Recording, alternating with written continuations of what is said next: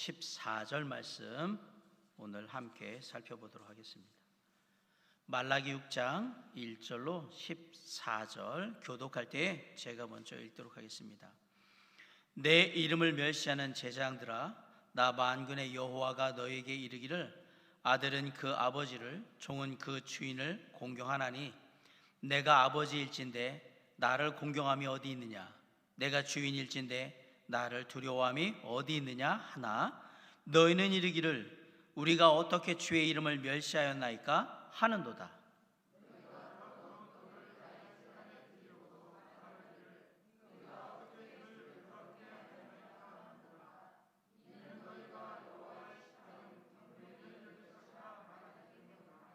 만군의 여호와가 이르노라, 너희가 눈먼 희생 제물을 바치는 것이 어찌 악하지 아니하며 저는 것 병든 것을 드리는 것이 어찌 악하지 아니하냐? 이제 그것을 너희 총독에게 드려보라. 그가 너를 기뻐하겠으며 너를 받아 주겠느냐?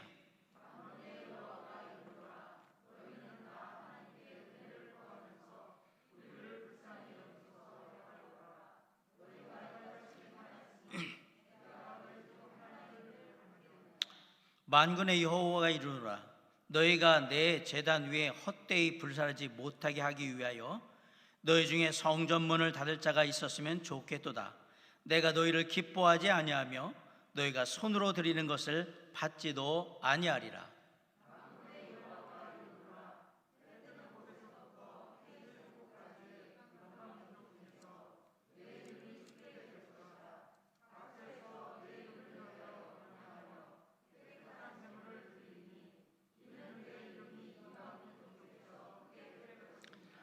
그러나 너희는 말하기를 여호와의 식탁은 더러워졌고 그 위에 있는 과일 곧 먹을 것은 경멸이 여길 것이라 하여 내 이름을 더럽히는도다.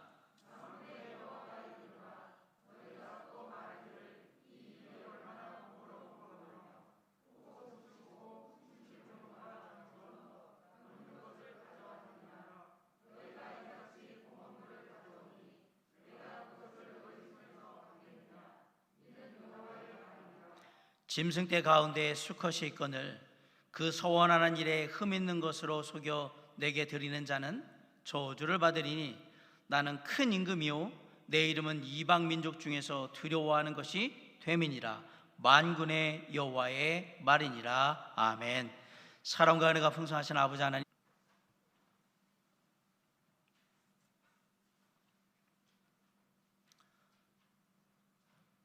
요즘은 잘 중계가 안 되는데 예전에는 1년에 한 번씩 미스 코리아 선발대회라는 것들을 하게 되면 방송사에서 그것을 이렇게 생방송으로 중계했던 그런 때가 있었습니다. 예전 얘기입니다.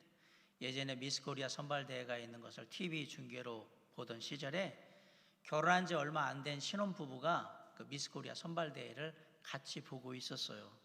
그러다가 아내가 남편에게 물어봤어요. 자기야, 자기는 내가 저 10번처럼 섹시해서 나하고 결혼했어? 아니면 저 16번처럼 예쁘고 청순해서 결혼했어? 라고 물어봤습니다. 그러자 남편이 한참을 고민하다가 아내를 쳐다보면서 이렇게 말했습니다. 당신의 그런 유머 감각 때문에 결혼했어. 그래 물었어요. 착각했다 얘기죠. 하나님을 믿는 그리스도인들이 심각성을 잘 깨닫지 못하고 착각하는 문제 중에 하나가 바로 예배에 관련된 것입니다. 내가 제대로 예배를 드리고 있는 것인가? 아니면 습관적으로 예배를 드리고 있지는 않은가? 예배를 통해서 나는 영이신 하나님을 직접 만나고 있는가? 아니면 그냥 예배에 참석하는 것만으로 만족하고 있는가? 초대교회의 유명한 교부이자 철학자였던 어거스틴이 이런 말을 했습니다.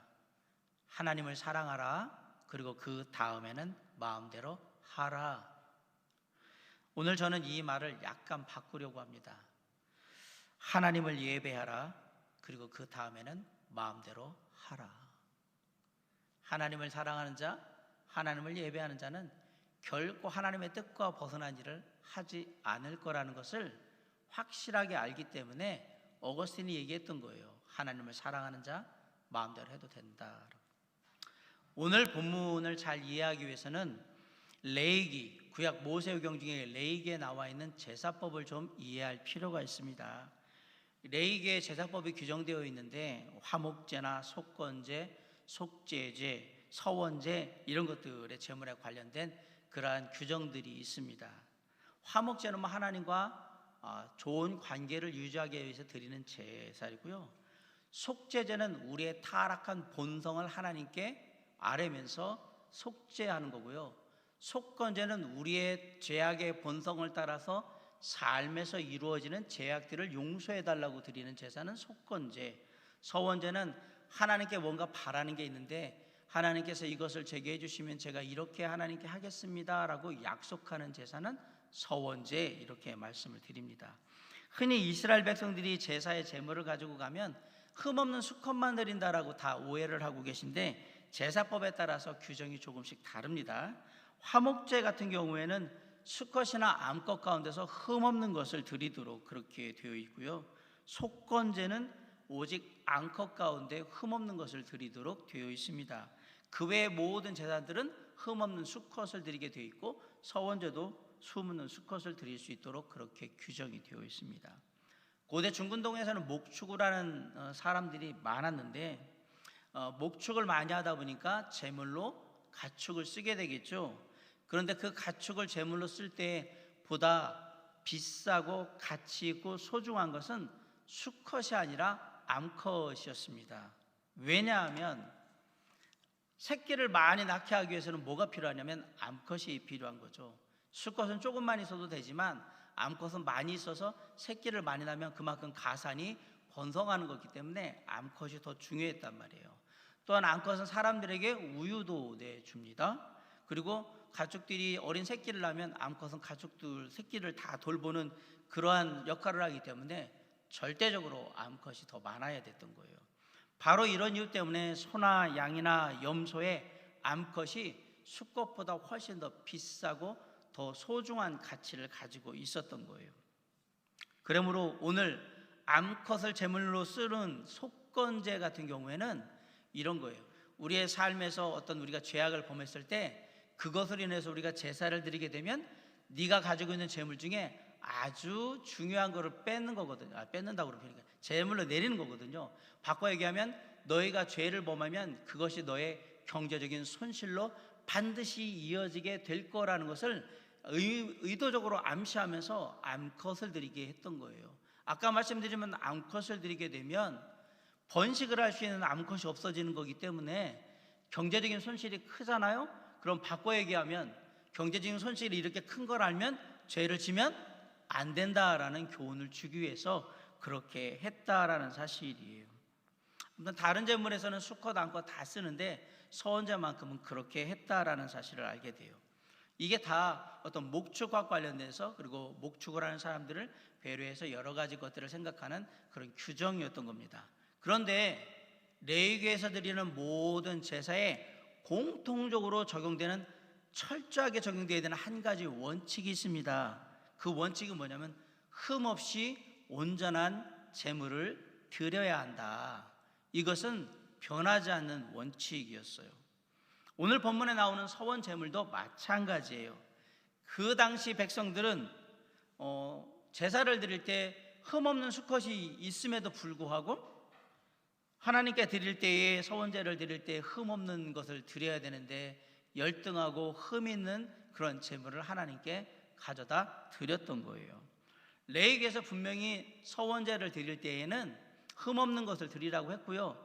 혹여라도 그런 게 없어서 조금 흠이 있는 것을 드릴 때에는 그래도 덜 흠이 있는 것, 그런 것을 드리도록 했고, 여러 제물들 중에 이 중에 최고로 괜찮은 게 조금 흠이 있긴 한데 가장 좋은 것이 있는데 이게 비싸면 이걸 드려야 되는 건데, 이 사람들이 생각할 때는 다 흠 있는데 뭐 이게 좀 낫다고 좀 그러나? 그러면서 싼 거를 갖다 드렸단 말이에요. 그래서 레위기의 규정이 뭐가 되어 있냐면 우열을 바꾸지 말아라.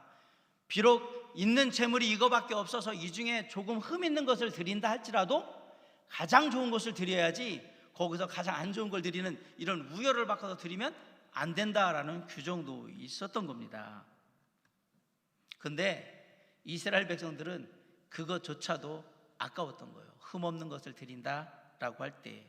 그래서 흠이 많고 열등한 것, 값이 싼 것을 찾아가지고 드리기 시작했어요. 그리고 재물을 가지고 나가면서 제사장한테는 이게 제일 좋은 거라고, 내가 본 것 중에는 이것밖에 없어서 이게 제일 좋은 걸 가져왔다라고 거짓말을 하고 그것을 드리기 시작했다라는 말이에요. 그래서 하나님께서는 서원제를 드릴 때에 속여서 흠이 많은 재물을 드리는 자에게 저주하시겠다라고 얘기한 거예요. 그 이유는 크고 유일하신 하나님을 멸시하는 행동이라고 봤기 때문에 그 사람을 저주하리라 라고 말씀하셨던 거예요. 많은 사람들은, 이 당시에 말라기 선지자가 있을 때에 많은 사람들은 페르시아 왕국이 가장 강대한 나라고 페르시아 왕국을 다스리는 왕이 가장 큰 왕이요, 그래서 그 사람이 모든 것을 다 다스린다라고 생각을 했는데, 놀랍게도 하나님을 섬기는 이스라엘 백성과 제사장들도 페르시아 왕이 가장 큰 왕이요, 하나님이 가장 크신 왕이다, 하나님이 유일하신 왕이라고 생각하지를 않는 겁니다. 그래서 이러한 격동하는 세계의 흐름 속에 사람들이 갖고 있는 모든 것들을 생각하면서 보면 왜 이스라엘 백성들이 하나님께 제사를 드릴 때 소홀히 했는가, 왜 세상 것에 더 집중했는가를 우리가 알 수 있습니다. 말라기 선지자가 활동했던 시기는 이스라엘 백성들이 바벨론 포로로 잡혀갔다가 다시 돌아온 다음에 이스라엘로 돌아와서 성전을 짓는데, 이스라엘 포로기로 끌려가기 전에 있었던 성전은 솔로몬 성전인데 그 솔로몬 성전이 파괴돼서 다시 돌아온 다음에 이 성전을 개축해서 다시 짓게 되거든요. 다시 지은 그 성전을 스룹바벨 성전이라고 했어요. 아무튼 이전과 비해서는 초라한 그런 성전이었지만 성전을 재건했고요, 총독 느헤미야가 수고해서 성벽도 재건이 됐습니다.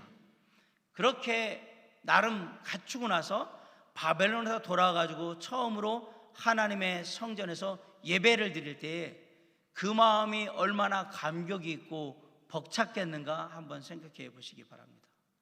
자, 이제 성전이 다 완성이 되고 성벽도 재건이 되어서 이제 우리가 하나님께 예배 드리면 하나님께서 예배하는 우리를 축복하시고 더 놀라운 삶으로 이전보다 더 행복하게 더 잘 살 수 있도록 그렇게 이끌어 주실 거야 라는 기대감을 가지고 예배를 드리기 시작했는데, 그들의 기대와 달리 주변 족속들은 여전히 이스라엘 백성들을 괴롭히기 시작했고요, 물론 그렇다고 하나님을 완전히 떠난 것은 아닙니다. 하지만 제사를 드릴 때 눈먼 재물을 가져오거나 다리 저는 재물을 가지고 병든 것을 바치고 하나님께 드려야 될 11조를 바치지 않음으로 말미암아서 어떤 일이 벌어지게 되냐면, 워낙에 레위지파 중에 제사장은 각 지파가 낸 11조를 통해서 삶을 살면서 온전히 성전에서 하나님을 예배하는 것만 집중하도록 그렇게 되어 있었는데, 사람들이 11조를 드리지 않으니까 제사장들이 먹고 사는 문제가 생겼던 거예요. 그래서 어떻게 했냐면 이제 먹고 살기 위해서 생계를 위해서 일하러 나가버린 거예요. 성전을 벗어나서 일하러 여기저기를 돌아다니기 시작했던 거예요. 자, 그렇게 되면 내가 하나님께 좀 예배를 드려야 되겠구나, 뭔가 서원도 하고 속죄도 해야 되겠다라고 해서 재물을 가지고 성전에 왔는데 누가 없냐면 제사장이 없는 거예요.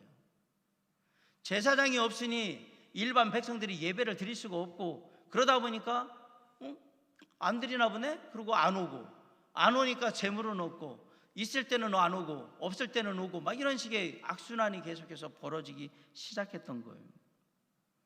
그래서 말라기 선지자가 얘기하는 거예요. 형식적이고 종교적인 제사를 좀 벗어나서 이스라엘 백성들에게 제대로 예배를 드리라 라고 말하면서 10절에 이렇게 얘기했던 겁니다. 내 제단 위에 헛되이 불사르지 못하게 하기 위하여 너희 중에 성전문을 닫을 자가 있었으면 좋겠도다. 그럼에도 불구하고 이스라엘 백성들은 똑같은 반응을 합니다. 하나님이 우리를 사랑하셨다는 그 증거가 어디에 있습니까? 하나님이 우리를 사랑하신다면 우리가 왜 이렇게 가난하게 힘들게 어렵게 살아야만 합니까? 그리고 이렇게 힘들고 어려운 가운데서도 우리가 예배를 드리고 있는데 어떻게 하나님께서 우리가 하나님의 이름을 멸시했다고 그렇게 얘기를 하십니까? 하나님을 멸시했다면 우리가 제사나 예배나 드리겠습니까? 그리고 우리가 어떻게 하나님의 제단을 더럽혔다고 얘기하십니까? 하나님을 더럽게 그렇게 만들었다면 우리가 재물도 안 가지고 나왔을 텐데 재물도 가지고 나오잖아요. 근데 왜 우리를 더럽다고 자꾸 얘기를 하십니까? 우리의 재물이 더럽다라고 왜 하시냐? 그런 거예요. 이스라엘 백성들은 자신들이 기대했던 인간적인 욕망이나 욕구가 생각만큼 하나님 안에서 채워지지 않게 되자 점점점 하나님으로부터 멀리 가기 시작했던 거예요. 그리고 더 이상 하나님이라는 존재에 대해서 그렇게 심각하게 생각하지 않는 거예요. 그리고 하나님을 사랑하지 않게 됐던 겁니다. 그런 이스라엘 백성들을 향해서 돌이키라고 하나님이 책망하신 거예요. 6절을 한번 다 같이 한번 읽어볼까요? 시작. 내 이름을 멸시하는 제사장들아, 나 만군의 여호와가 너희에게 이르기를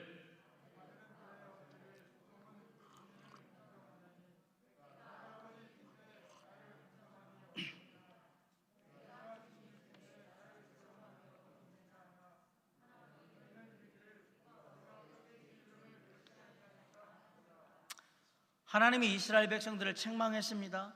그러자 제사장들이 하나님께 뭐라고 대꾸를 했냐면 우리가 어떻게 주의 이름을 멸시하였나이까? 그런 적이 없는데요. 우리는 주님의 이름을 멸시한 적이 없는데요. 그러자 하나님께서 너희들이 나를 멸시했다는 두 가지 증거가 있으니까 라고 하면서 얘기하는 게 태도예요. 첫째, 하나님을 공경하지 않았다.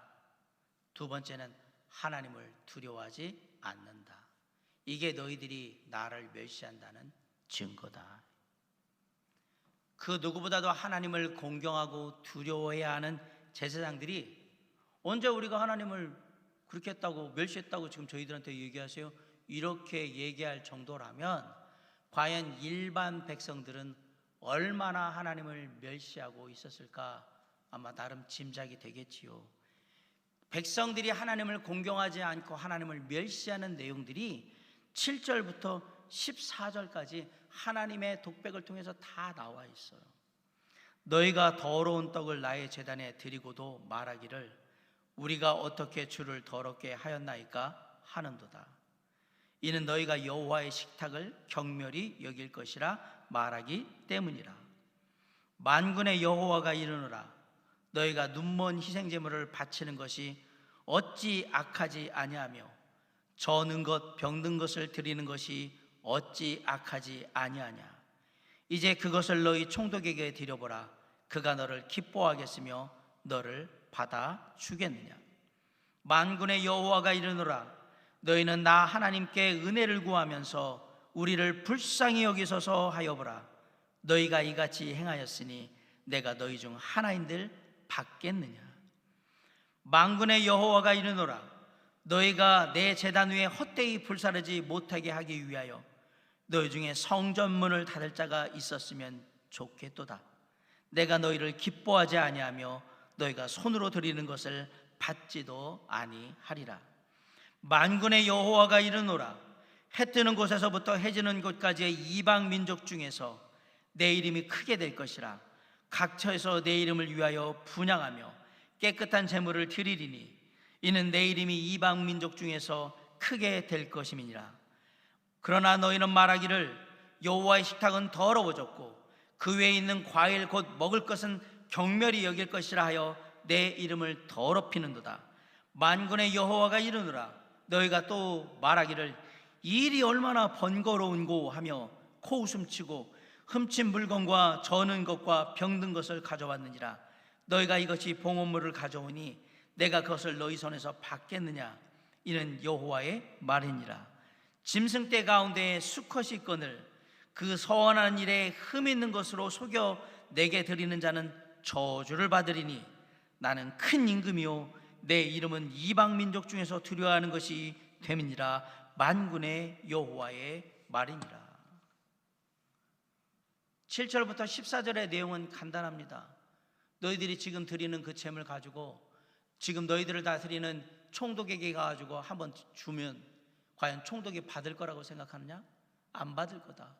인간 세상의 주관자 총독도 받지 않는 것을 세상의 주관자 통치자 대신 나 여호와 하나님이 받을 거라고 생각하느냐? 눈먼 희생제물을 바치고 저는 것, 병든 것을 드리면서 훔친 물건까지 드리면서 그것이 하나님께 연락되기를 바라냐? 누구에게 지금 드리고 있는 겁니까? 세상의 주관자여 통치자인 하나님께 그렇게 드리고 있다라고 지금 얘기를 하지 않습니까? 그래도 형식적으로나마 예배는 드려야 되니까. 그런데 하나님을 향한 사랑은 식었고 좋은 걸 드리기는 돈이 아깝고, 그러니까 값싼 것을 드렸던 겁니다. 아깝게 여겨진 거예요. 하나님께 비싼 것을 드리는 것, 좋은 것, 아름다운 것을 드리는 것은, 이것은 돈 낭비, 시간 낭비, 마음 다 낭비, 아까운 겁니다. 제사장들도 하나님을 멀리하니까 백성들이 받을 수 없는 재물을 가지고 나왔어요. 그러면 제사장들이 보고 이것은 하나님께 예배드리기에 합당하지 못한 것이니까 다시 가져오라고 해야 하는데, 뭐라고 하지 않고 그냥 받아가지고 어차피 뭐 제사 드리기만 하면 되는 거니까 형식적으로 그냥 재물을 갖다 놓고 제사를 드린 거예요. 왜? 이거라도 안 가져오면 제사장들이 먹고 살 길이 막막해지니까. 이런 거라도, 눈먼 거라도, 다리를 저는 것이라도, 흠 있는 것이라도 가져오면 그나마 여기서 남은 거라도 먹을 텐데, 안 가져오면 먹고 살기도 힘들어지니까 그냥 좋은 게 좋은 거라고 가져오면 됐지 뭐. 그리고 예배를 드리기 시작했던 거예요. 그런데 이제는 13절에 보세요. 이런 제사 예배조차도 번거롭다고 얘기하잖아요. 귀찮다고 얘기하잖아요. 꼭 주일날마다 꼭 교회에 가야 돼? 빠지면 안 되나? 꼭 그렇게 가가지고 예배만 드리면 되나? 모바일도 요즘은 돼 있어서 다 온라인으로 드리니까. 해 아래 새 것은 없습니다. 2000여 년 전에 말라기 선지자 때 이스라엘 백성들이 했던 말을 요즘 우리가 할 수 있습니다. 이거 번거롭고 귀찮다고. 사랑하는 성도 여러분, 우리 안에 가장 먼저 회복되어야 할 게 있다면 바로 하나님을 향한 사랑이 회복되어야 합니다. 하나님을 향한 사랑이 회복되어야 우리가 온전히 하나님께 예배 드릴 수 있기 때문에 그렇습니다. 우리가 하나님을 사랑해서 예배를 드릴 때에 그때에 비로소 가장 좋은 것, 가장 아름다운 것, 가장 귀한 것을 하나님께 드리게 될 겁니다. 우리가 정말 사랑하는 사람 있잖아요. 그러면 뭐든지 다 해주고 싶어요. 가지고 있는 거 다 주고 싶잖아. 왜 그럴까? 정말 사랑하니까. 정말 사랑하니까 그렇게 하는 거예요. 시간이 필요하다면 시간을 내주고, 돈이 필요하다면 어떻게든 돈 구해다가 다 주고, 그리고 내 수고가 필요하다면 어떻게든 시간 내서 가서 그거 다 해주고. 왜 그러느냐? 사랑하기 때문에. 사랑하기 때문에. 이걸 성경이 뭐라고 얘기하느냐? 헌신이라고 얘기하는 거예요. 사랑을 기초로 해서 내가 누군가를 사랑하기, 뭔가를 사랑하기 때문에 그 사랑하는 대상을 향해서 가진 모든 것을 드리는 그것을 성경은 뭐라고 얘기하느냐?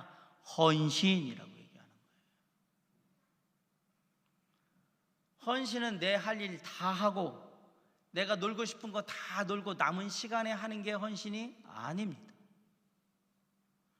헌신은 내가 쓸 거 다 쓰고 내가 필요한 거 다 사고 나서 남은 돈으로 드리는 게 헌신이 아닙니다. 헌신은 내가 가진 가장 좋은 것, 내가 가진 가장 아름다운 것, 내가 가진 가장 귀한 것, 그것이 물질이 아닐지라도 그 어떤 것이든 그것을 가장 먼저 하나님께 드리는 것을 우리는 헌신이라고 하는 겁니다. 바로 이런 모습, 우리가 삶 속에 하나님께 헌신하는 모습을 하나님은 내가 하나님이 기뻐하시는 예배라고 하는 거예요. 예배하는 삶이라고 얘기하는 거예요. 아, 예배가 바로 그 말을 얘기하는 거구나. 이런 주일날 공적 예배뿐 아니라 날마다의 삶 가운데서 우리가 하나님께 온전히 헌신하는 그 모든 것은 다 예배입니다. 그걸 예배라고 얘기하는 거란 말입니다. 지난주에도 얘기했지만 예배에 참석 안 하면 그래도 뭔가 찝찝한데, 아무래도 나가다가 바람 불어가지고 뭐 간판이라도 떨어지거나 그러면 다치거나 차 사고 나고 이런 두려움과 불안함으로 뭔가 안 좋은 일이 일어날 것 같으니까 그런 일을 미리 예방하기 위해서 예배를 드린다? 이것은 예배가 아닙니다.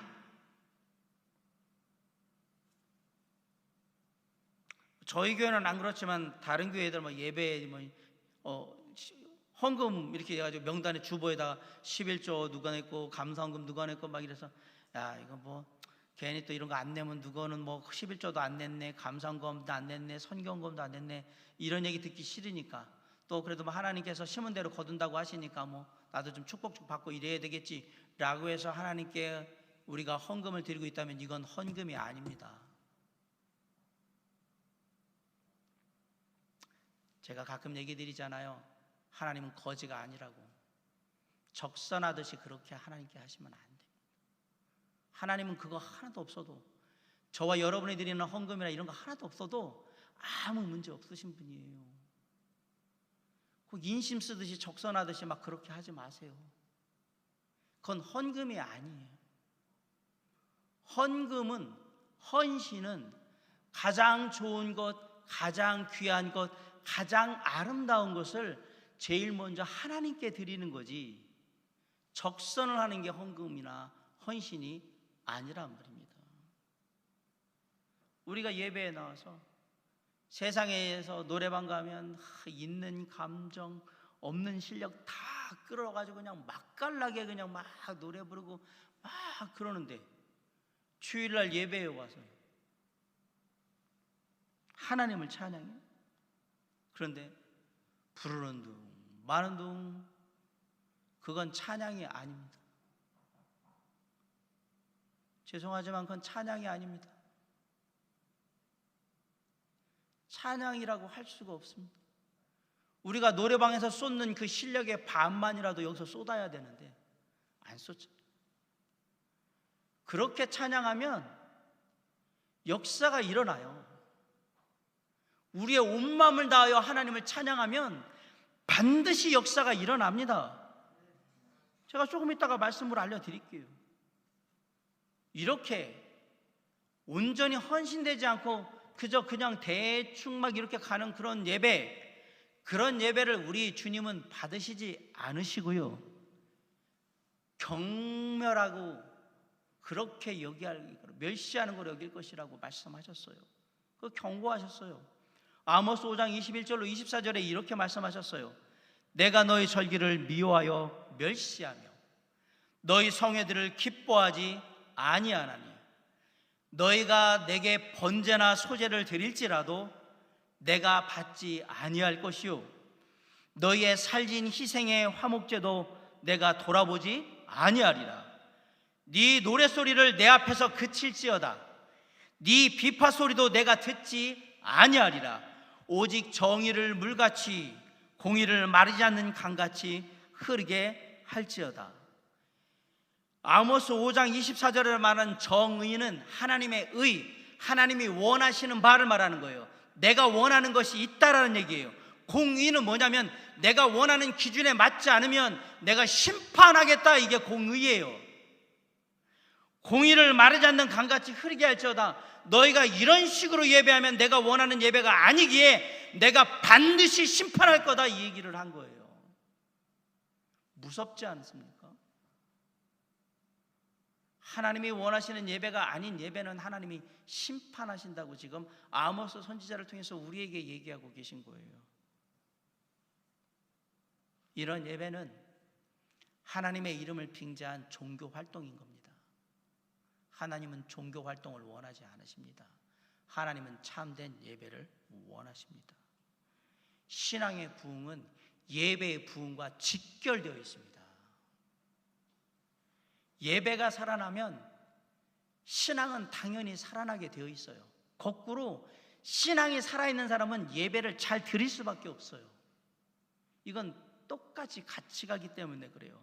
예배가 살아났다라는 얘기는 내가 하나님과의 관계가 온전히 회복되어서 잘 이루어지고 있다, 이 얘기를, 예배가 회복됐다 이 얘기를 하는 거예요.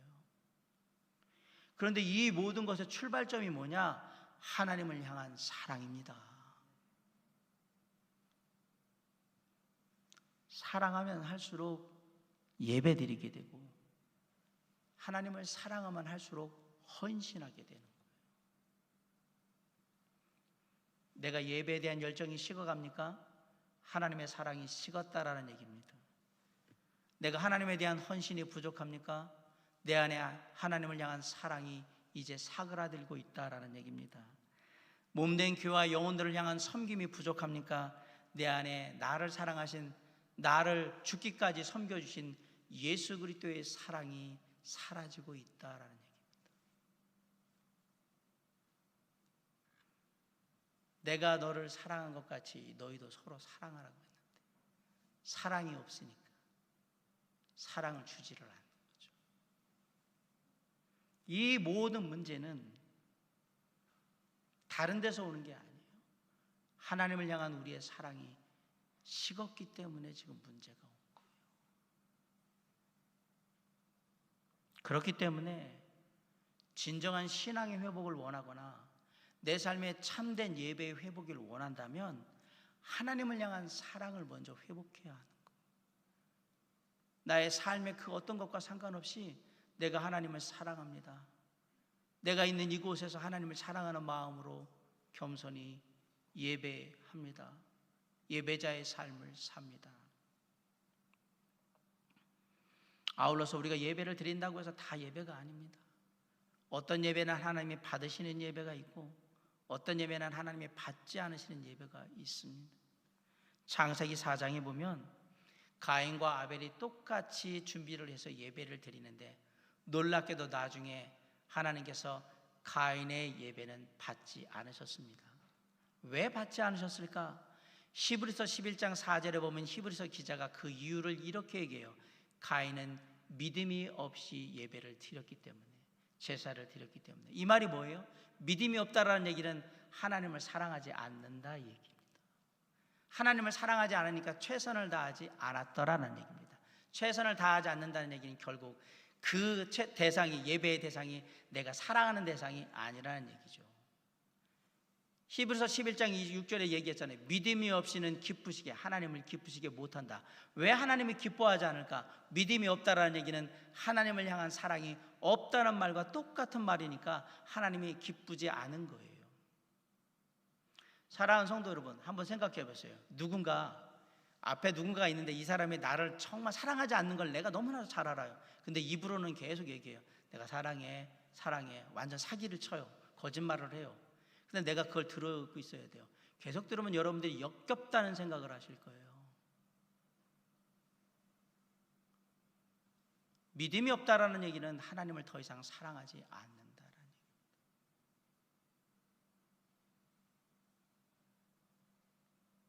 하나님은 그 사랑이 없는 예배, 믿음이 없는 예배를 거절하시겠다라고 얘기한 거예요.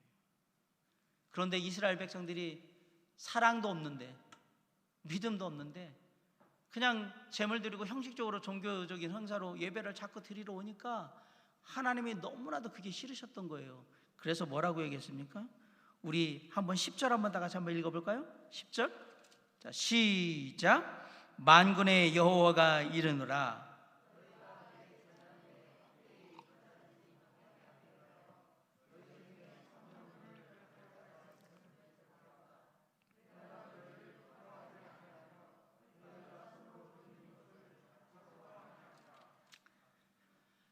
하나님이 얼마나 싫었으면 너희 중에 성전문을 닫을 자가 있었으면 좋겠도다 라고 한탄을 하신 거예요. 이 말이 뭐냐면 더 이상 너희들이 그렇게 예배드리는 모습 내가 진짜 보기 싫으니까 이 예배당 그냥 문 딱 해가지고 폐쇄시켰으면 좋겠다. 지금 그 얘기를 하신 거예요. 저와 여러분이, 우리 도림 성서침례교의 모든 성도들이 하나님 앞에 형식적이고 종교적인 예배를 드리면 하나님이 야, 더 이상 니들이 그렇게 예배드리는 거 진짜 꼴보기 싫으니까 이 교회 그냥 문 닫아 버렸으면 좋겠다, 없어져 버렸으면 좋겠다, 이렇게 얘기하신단 말이에요. 얼마나 하나님이 싫으셨으면 이 예배당 성전의 문을 닫아 버렸으면 좋겠다. 마음도 없으면서 와서 재물 갖다 막 불 피우고 이렇게 헛되이 불 나게 하지 말고 진짜 없애버렸으면 좋겠다. 문 닫아버렸으면, 누군가 좀 이거 깨닫고 이렇게 예배는 안 돼요 그러고서 문을 닫아버렸으면 좋겠다라고 얘기하시잖아요. 그만큼 예배는 하나님께 나가는 우리에게 정말로 중요한 겁니다. 왜? 우리 믿는 자들의 모든 축복과 은혜는 다 예배로부터 주어지기 때문에 그렇습니다.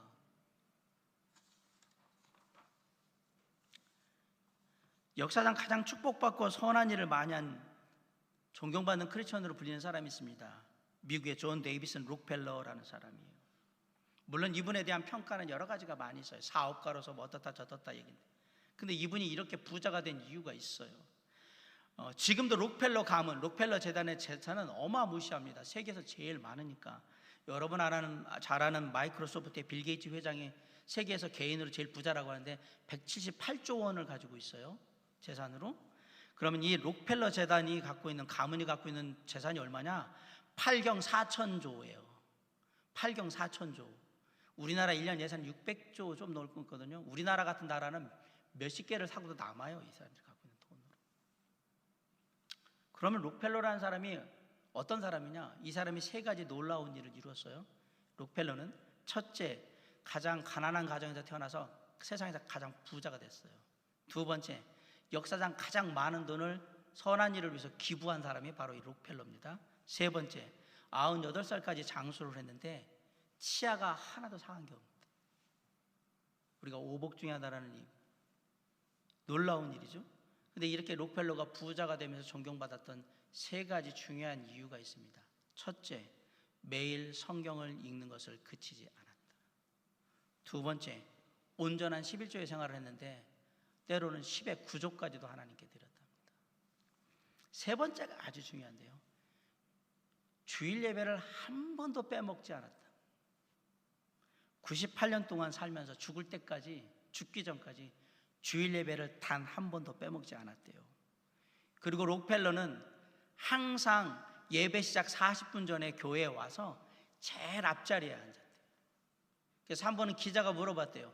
왜 교회에 오시면 일찍 오셔가지고 그렇게 예배당 앞자리에 앉으십니까? 일찍 와서 기도로 준비한 가운데 맨 앞자리에 앉는 이유는 아무것도 신경 쓰지 않고 들려지는 하나님의 말씀에만 집중하기 위해서 맨 앞자리에 앉았다라고 얘기했어요.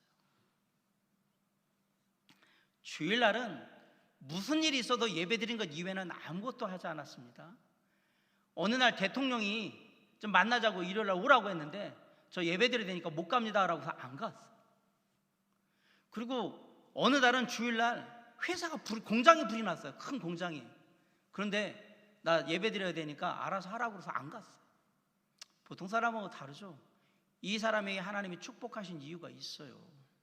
동일하신 하나님께서 영과 진리 가운데 예배에 집중하는 하나님의 사랑하는 자녀들에게 반드시 축복으로 임하실 줄 믿습니다. 시편 84편에 보면 제가 예배자의 축복에 대해서 아까 얘기한다고 말씀드렸잖아요. 만군의 여호와여, 주의 장막이 어찌 그리 사랑스러운지요.